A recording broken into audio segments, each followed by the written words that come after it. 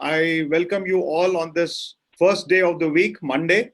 I'm very glad that we are on this platform, and I'm doing this live for the first time on Bringle platform. Thank you, Ansho, for supporting this webinar. Today we are going to talk about and we are going to learn about the business model of any business, small, big, any business. So the fundamental assumption here, which I always tell people, is that you may be very new to the business, or you may be very old to the business. You might have hands-on experience of 5, 10 years, 2 years, 20 years, whatever. But I think every day is a new learning day for all of us. So today, 22nd of July 2019 at 11:20, you can just imagine that you are reinventing yourself. So for next 45 minutes to 60 minutes, I'm going to share with you some of the essential parts of business modeling.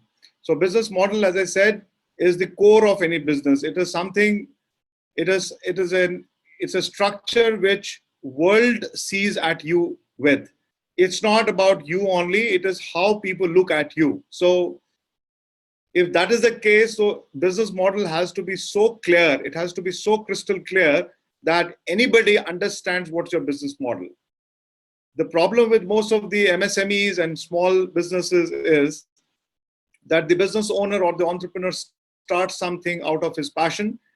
Sometimes, I would say 20% times, and 80% times he falls prey of the competition. When he falls prey of the competition, so he starts comparing and copying all the business models available in the market. So that's a problem. That's where we hinder our growth. That's where we limit our growth to a greater extent. So there's nothing wrong in copying somebody. There's nothing wrong in really imitating somebody.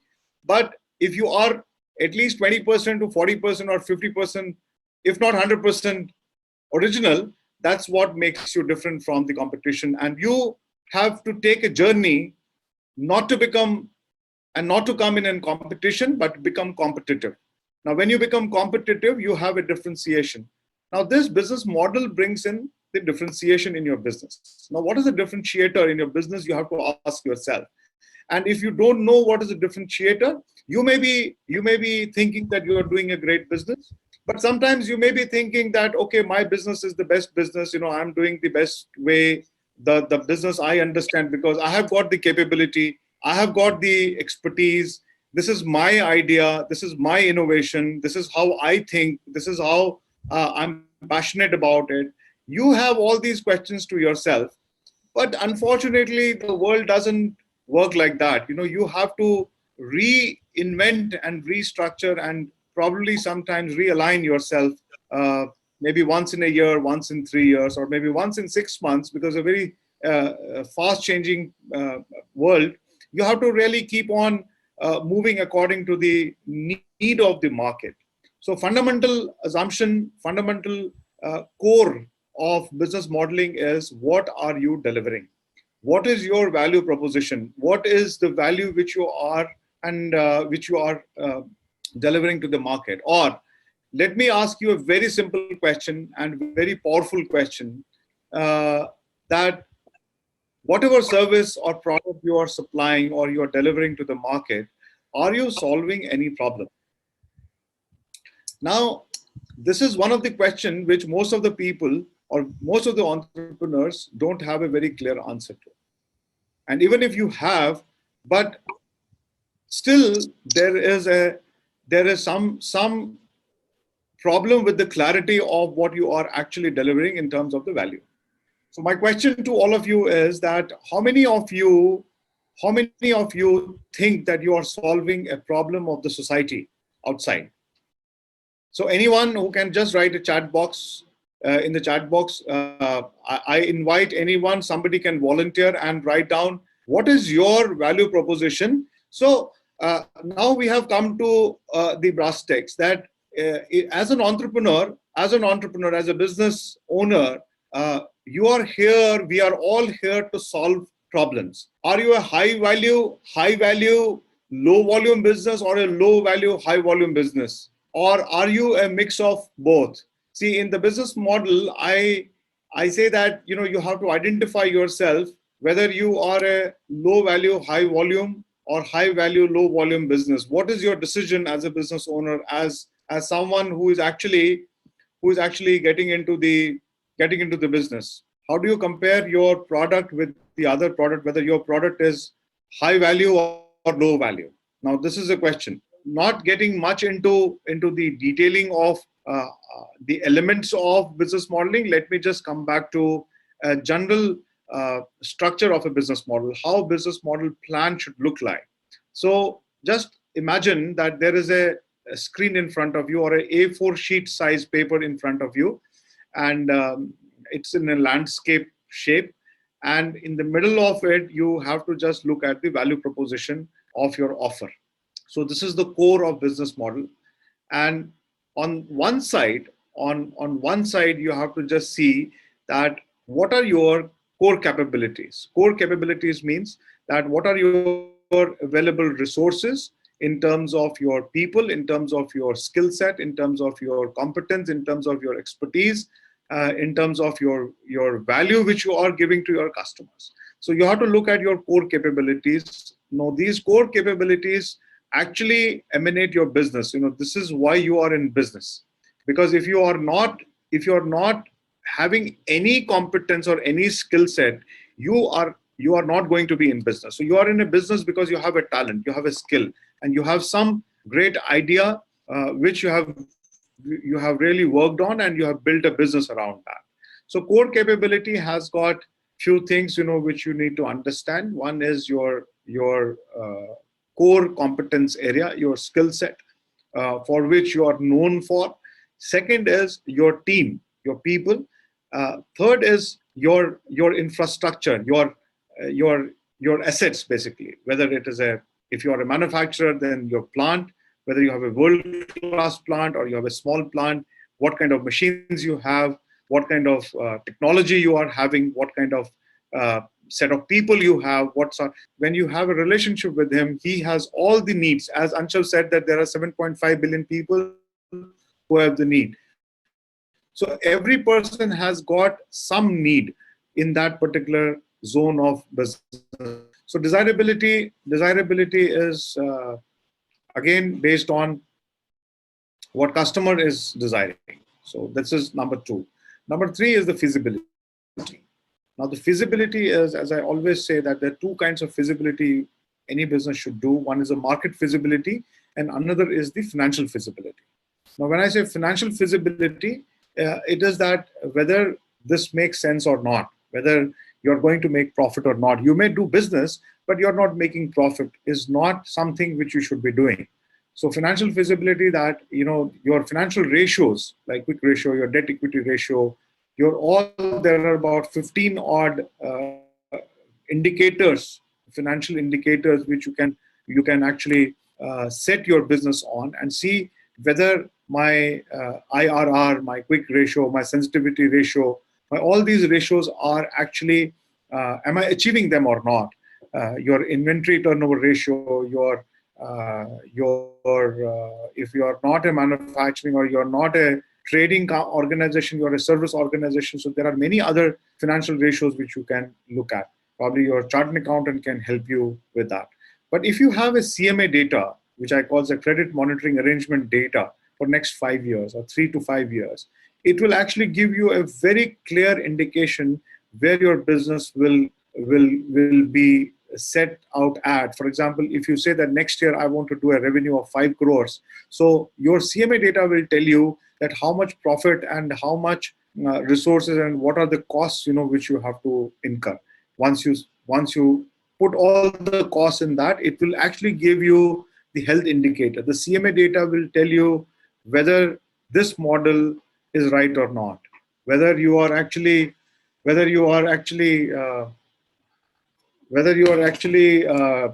doing it or not. So this is how you are actually going to look at the feasibility part of it. So let me just repeat this, that if your project or if your business is feasible, what does that mean? It means that whatever business you are going to do this year or probably next year or maybe 5 years down the line, whether the financial ratios based on your capex and opex, which is capital expenditure and operational expenses, are going to give you profits or not. It is going to be your immediate health check of your business, not for today but for tomorrow, maybe for next 5 years, because the CMA data will tell you whether the capex, the capital investment and the operational expenses which you have set your business for, whether it is right or not.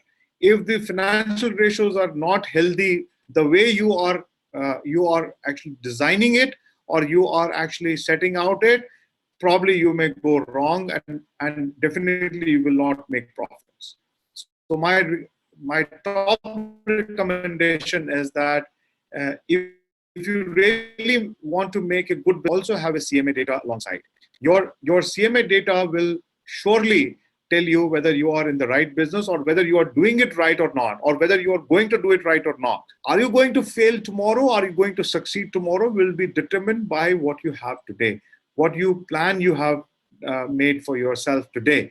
So it is the high time that you should all have a good vision in front of you for the next 5 years to 10 years, that how your business is going to look at.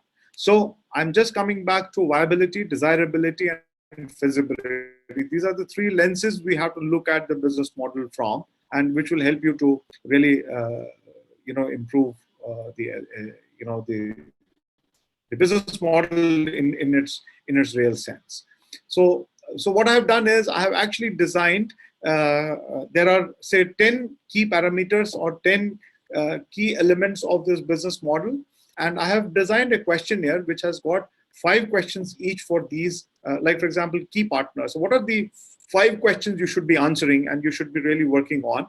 So I made a 50 questions questionnaire to really design a business model which is going to be a document to refer, a document which you will be proud of, the document which you will be taking to everywhere. You can tell people that this is my business model, and then it will help you to go for valuation. One of the gentlemen here who is doing valuation of the company is also a chartered accountant. I think these professionals can help you to really do a valuation of your organization, of your brand, of your company, based on your goodwill, based on your core capabilities. But if you have a business model in front of you, your valuation becomes much easier.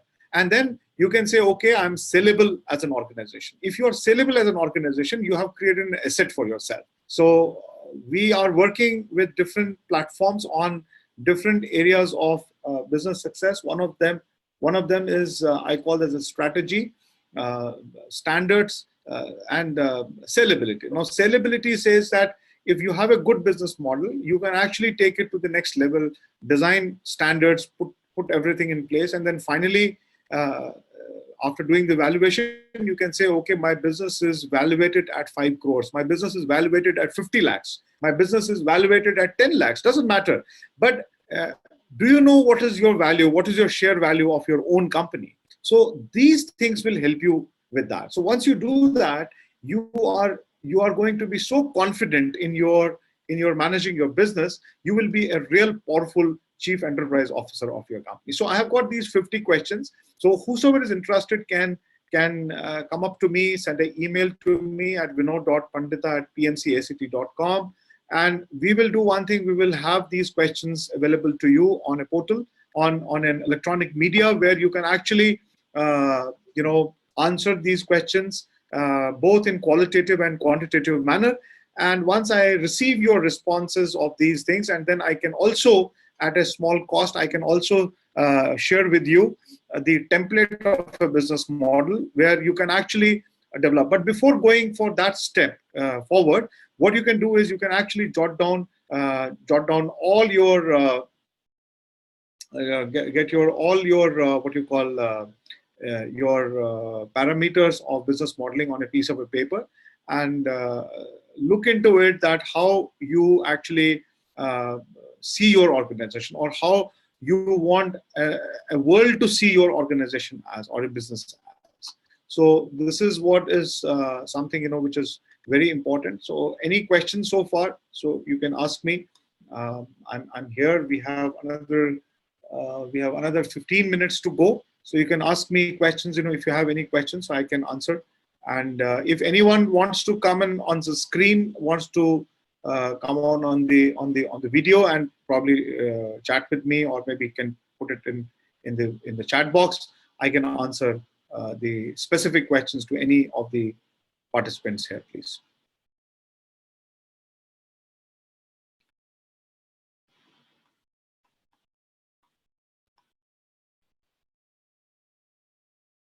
I think some of the participants have left in between. I think how many are there now? 8 of us are there. Strategy is that how are you different, and how are you differentiating your product and services from your competitor?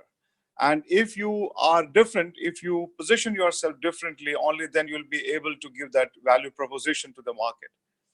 Now, you may be doing something in your own style, which is the crux of the matter. You have to do things, in your own style. So what is that style? What is that strategy? What exactly are you trying to do? So we will be talking about, largely 5 strategies.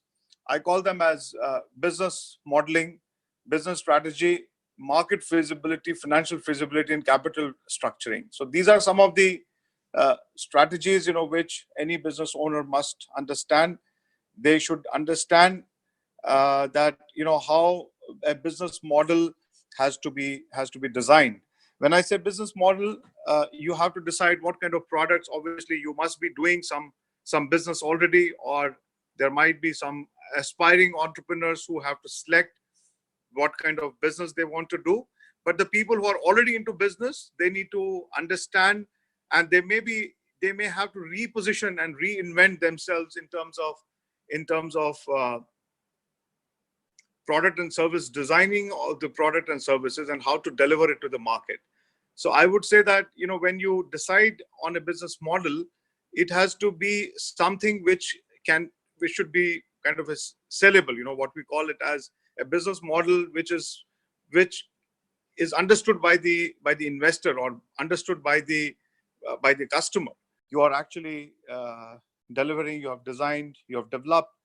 But if you don't look at the quality aspect of it, it will be very difficult. Now, sometimes we say that, okay, we are supplying, हमने तो अपनी service they the, but service की quality क्या है? Service तो service होती है, but service quality of service or quality of product has to be defined. You have to have a quality plan for your product and services. When I say quality plan, the quality plan has to be at every aspect: the input side, the realization part, and the delivery part. So you have to design a quality assurance plan for your product and services in a very, very generic way I'm talking about, but then you can make it very specific for your product and services, and see what are the quality parameters you have to really be careful while you are realizing a product from an idea or from a raw material. So quality is a most important thing, which most of the entrepreneurs or most of the companies, especially small businesses, they forgo. They don't really work on this consciously. I don't say that they don't care for quality. I'm saying they don't work for quality consciously. So that is something which we need to understand. And then finally is how you package your product and service and how you deliver it. So again, there are certain parameters which a company has to really look at. So this is and there are about I have listed about 15 processes in any organization. Some may apply to all, some may not apply to all, but we'll take you through the entire 15 processes in an organization and give you some kind of an assessment process, where you can actually see where you stand vis-a-vis the benchmarks. Struggling, but there's no point. See, a small baby, when he is born, so there are certain baby steps. It starts crawling, and then finally he stands on the feet and then starts walking. So a business owner needs to understand that which level the business owner is in. So first level is a struggler. So business is in chaos, you don't know how to deal with it, and the business owner is a struggler. So that is the first definition, first level. The second level is that if there is a problem, whether that problem is internal or external, the business owner is in a position of reaction. He is reactive to that. For example, any person in the team says that, okay, I'm leaving, right? I don't want to work with this organization. Or a customer doesn't come back to you, or you have a smooth operations, but something goes wrong in the supply chain. Something goes wrong with the vendor, the material does not come in time, or maybe there is a delivery problem. Something happens within or outside the organization. So I call that organization as a reactive when you don't have a plan. So an organization at level 2 is a reactive organization. It's not a chaotic organization, but they are able to react to a situation in whatever way they know. And in this category, I name this business owner, I call him or her as a beginner. That the business owner has started something. He is not a struggler now, he's a beginner. He has started looking at the problem and he has started reacting to the problem. And he has his own ways of dealing with that problem. Am I clear on that, everybody? Yeah. So after this, the level three is an organization or a company or a small company, mid-sized company, a very small company, is that the company is on a path of correction. They have a corrective action approach to the problem. Because see, ultimately, a business is business. Where we get stumped most of the time is when we have a problem. Now, again, we have to look at the problem statement and we have to see, as long as everything is going fine, we say everything is fine. Till the time there is a risk, there's a problem, there is some stumping, which we are not able to deal with. So level 3, I call this a corrective approach, that you have a problem and you have a corrective action plan and you actually are doing a correction on that problem.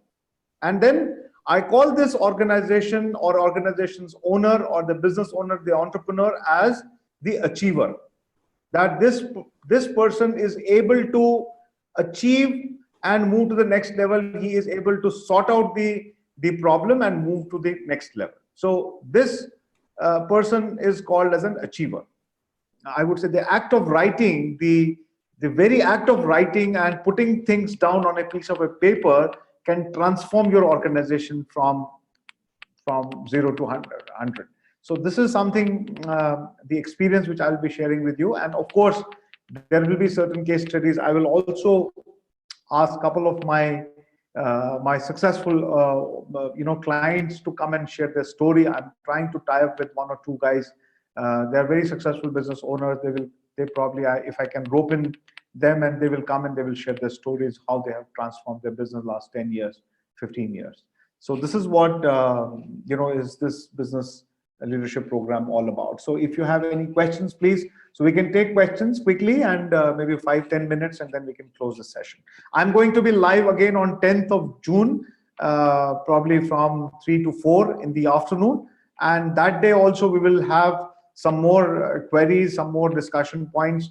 But the main purpose, the main objective of this session was to make you aware that what we are trying to do, so that you come better prepared. And if you have any business related challenges which you're facing, you can come and we can actually sit together and do it together. It's a teamwork. I don't want to be only a mentor and a coach. I will be there. Definitely, I will facilitate you to understand your business in a certain way. This is my attempt. It's a very humble attempt, that I'm trying to make, because I've been practicing all this all my life. But now I thought I have to take a mission to go forward and reach out to more and more people who are still struggling with businesses. And even if you are not struggling, but you want to grow, you want to take your company forward, there are certain rules which you have to follow. Whatever I know, whatever I have practiced in my life, in my professional life, I'll be able to share with you, and I'm sure that you will all be benefited out of it. So thank you very much. MSME, when we say MSME, it is basically, initially it was based on the capital investment the company used to make. So for example, micro company used to be called as the company which has got a capital investment of crore is called as a micro, anywhere from 10 lakhs to say, for example, till a crore. And a small company, small enterprise, the definition was up to say 5 crores. So like that. So recently, the MSME ministry has changed this to turnover. It is no more now, though it is still not, the bill is passed, but it is still not executed in the industry. But MSME definition has been changed from capital investment to the turnover, the revenue of the company.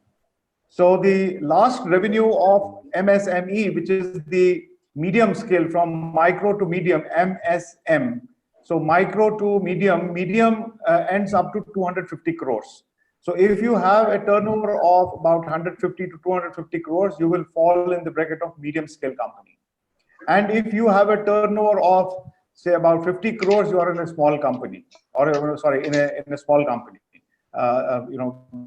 micro company. And from 50 crores to 150 crores, you are in a medium company framework. So I can share that document, that notice from the government of India to everybody. But as I said earlier, MSME is basically from the Ministry of MSME, which is mainly focused on the manufacturing segment. So this is one very important understanding which we should all have. Now, obviously, we take the cue from this MSME definition, and we actually derive it for our small and medium and micro small industries. And we say that, okay, even a digital marketing company falls in which category? Is it a small company, is a micro company, and what is the definition of that? So what I have done is, to make it a little easier in this program, what I have done is I have created about 7 levels of the small companies, because I believe I've been working with so many companies for the last about 2 decades. So the bottom of the pyramid, I would say, in the business environment lies with the small companies. I would say micro and small companies. They may come from any business sector. So what I've done is, to make it a little more simpler, I have made about 8 different levels. So when I say that we have to categorize, we have to categorize means we need to know where we are, so that we can define our roadmap to go to the next level. We may be revenue wise anywhere, because the revenue is the most critical thing of any business. Because we all entrepreneurs, business owners. We actually do business for living our lifestyle. So there has to be a revenue coming in. Only then we can spend, and then we can make some profit out of it. So the whole concept of Poweful CEO is that when I say CEO, it is called Chief Enterprise Officer. So you are a CEO of your own company. So what is the CEO? CEO, if you see in any organization, mid-sized corporate or large corporate, CEO position is very critical, because CEOs, one of the important responsibility of a CEO in the corporate world is to take care of the P&L. When I say P&L, it says profit and loss based on the revenue which he has to increase strategically. So CEO is a very strategic position in a corporate environment. So as the business owner is very strategic, he should not get into operations. Like if you see in any typical environment of CEO position, has CFO, COO, and CMO, CSHRO under him. So for example, a CEO is next to managing director of the company, and then he has got chief operating officer, he has got chief finance officer, he has got chief HR officer, and stuff like that. So every department has got, or every business process, a large business process, has got a mentor as a person leading that particular, whether it is marketing, whether it is sales, whether it is operations, whether it is HR, whether it is finance. These are some of the key areas in any business. So what I'm trying to do is, with this workshop, is I'm trying to inculcate these best qualities of CEO, which understands the business as a strategic position, into an enterprise owner.